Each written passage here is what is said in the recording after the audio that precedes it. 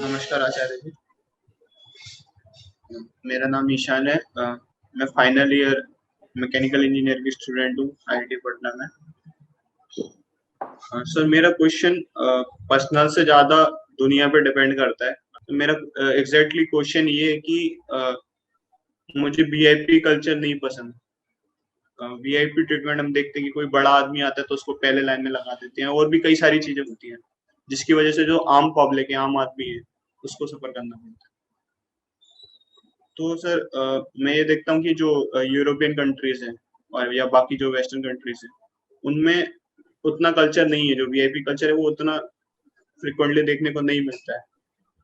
तो सर कभी कभी मन करता है कि मतलब बाहर दूसरी कंट्रीज में चले जाओ जहाँ पे सब एक्चुअली में बराबर है, ना कि इंडिया में जो हाल है वैसा तो है नहीं वो। तो सर लगता है कि चले जाओ बाहर, लेकिन फिर लगता है कि अपना देश है, खुद ही छोड़ के चले आएंगे तो रुकेगा कौन। तो सर मतलब दोनों में कन्फ्लिक्ट होता है आपस में कि जाए कि नहीं, ना जाए। तो क्या करना चाहिए सर इसके लिए?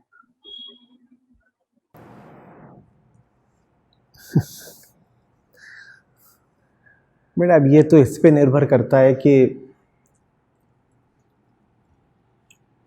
जिस देश की बात तुम कर रहे हो उस देश को लेकर के तुम में कितनी भावना है। दोनों ही रास्ते खुले हैं। कहीं कुछ गंदा होता है तो एक रास्ता ये होता है कि वहाँ से उठकर चल दो, और दूसरा रास्ता होता है कि साफ कर दो। पहला रास्ता जाहिर है कि आसान है, कुछ गंदा है उठ करके चल दो। दूसरा रास्ता मेहनत का भी है, और ज़रूरी नहीं है कि उसमें तुम्हें सफलता भी मिल जाए, क्योंकि गंदगी बहुत सारी है और उसको बढ़ाने वाले आज भी बहुत लोग हैं। तो इसका कोई एक उत्तर हो नहीं सकता कि क्या करें क्या ना करें। ये तो जैसा मैंने शुरू में ही कहा, तुम्हारे भाव पर निर्भर करता है। और कई तरह के जवाब हो सकते हैं। जवाब ये भी हो सकता है कि यहाँ रहकर ही सफाई कर लो। एक ही हो सकता है बाहर जा कर के यहाँ की सफाई करने में मदद करो। एक ये हो सकता है कि क्या इतने मोह में पड़ना, तुम उठो और तुम्हें अपने लिए जो सही जगह लगती है वहाँ जाकर बैठ जाओ, बाहर कहीं चले जाओ। ये सारे उत्तर हो सकते हैं, लेकिन इनमें से कोई भी उत्तर आखिरी नहीं है। अंततः तो बात यही है कि तुम जहाँ के भी हो, जिस शहर के, जिस प्रांत के, जिस देश के, उसके प्रति तुम में कितना प्रेम है। और प्रेम हो ये कोई अनिवार्य बात नहीं है, ठीक है, क्योंकि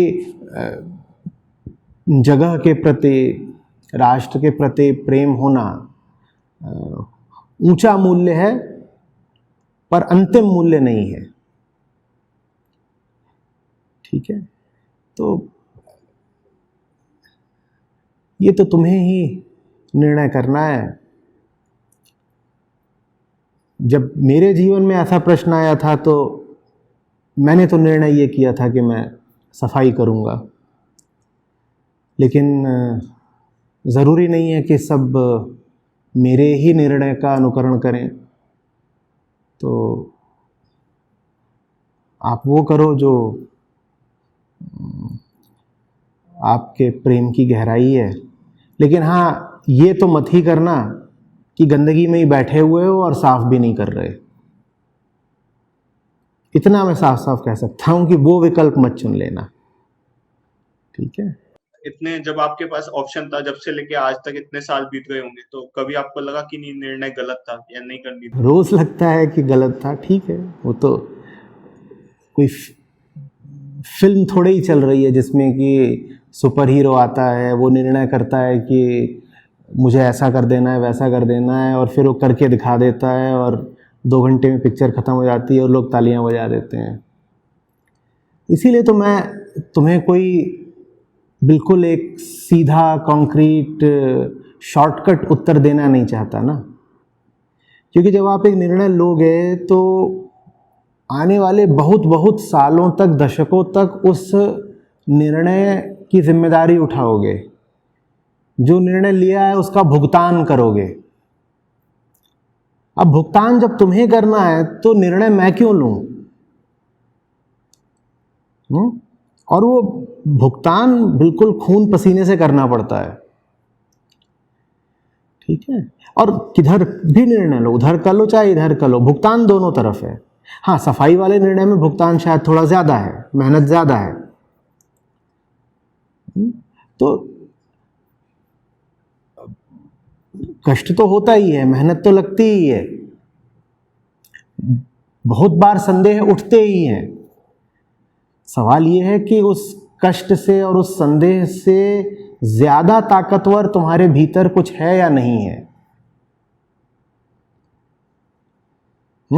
जब चोट लगती है, असफलताएं मिलती हैं, अन्याय का सामना करना पड़ता है, तो झुंझलाहट तो होती ही है कि यहां क्यों फंसे रह गए,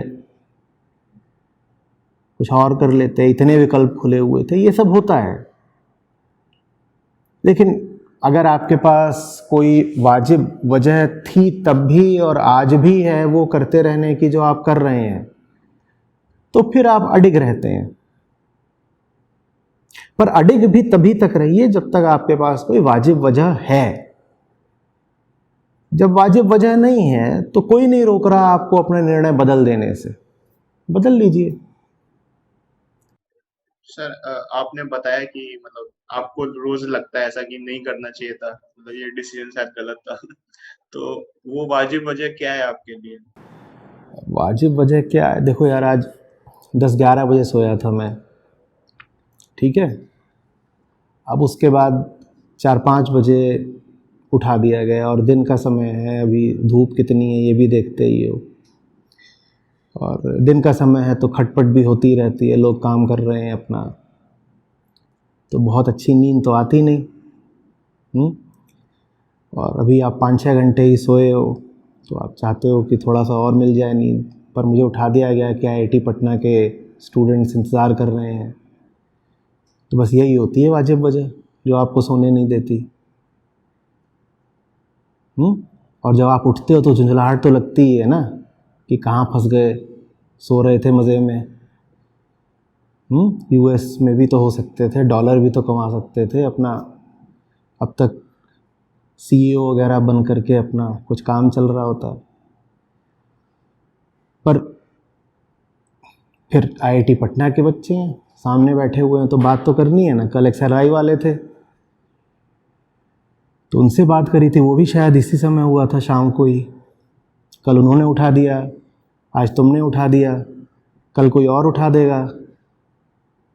तो बस यही होती है वाजिब वजह।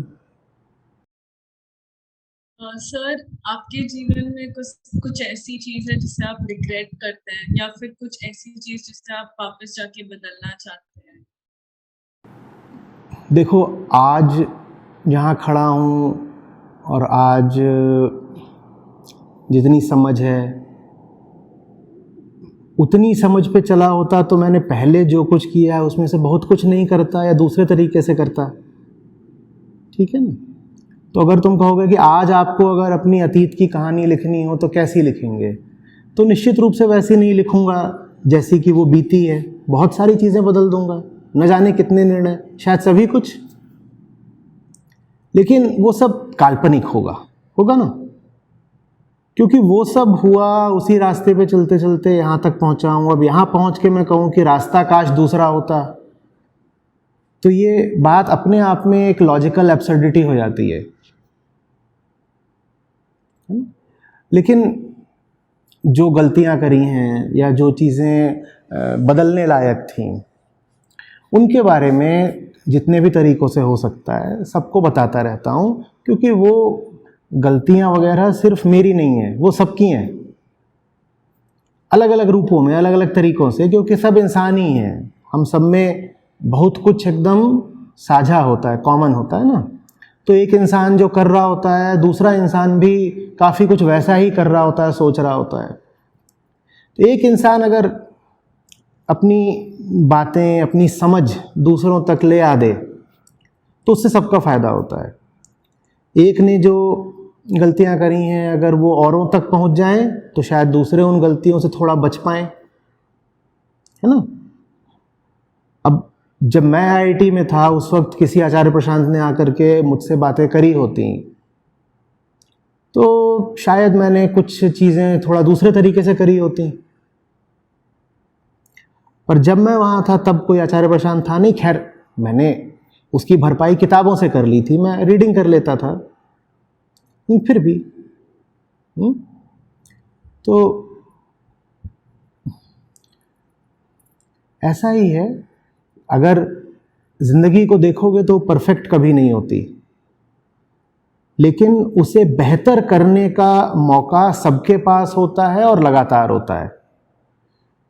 तो ये मत देखा करिए कि क्या गलती कर दी, कितनी कर दी, देखा करिए मतलब इस बात पर बहुत ज़्यादा ग्लानि मत किया करिए, अफसोस मत किया करिए। बस ये देखा करिए कि जो पहले कर दी हैं गलतियां वो आगे ना दोहराएं। पहले की गलतियों का भी फायदा उठा लो, उनसे सीख कर आगे के लिए बेहतर आदमी बन जाओ।